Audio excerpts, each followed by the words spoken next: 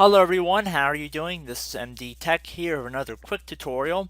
Today I'm going to be showing how to enable your internet connection in Windows 10. Now for whatever reason you might have lost your ability to connect to the internet. We can see right down here that we have no connections available online.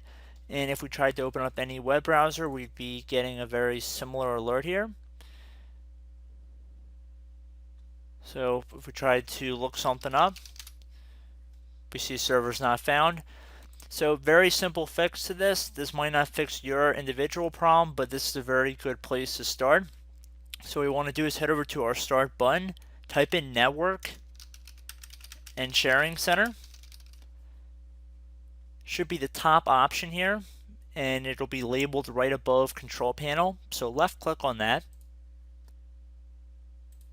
Now that we are under the network and sharing center, left click on change adapter settings on the left side here. Now we can see our Ethernet connection, it says disabled, and right when you click on your connection you can see that we have options that appear along the top here. If there is an option right up here to enable this network device, left click on it now.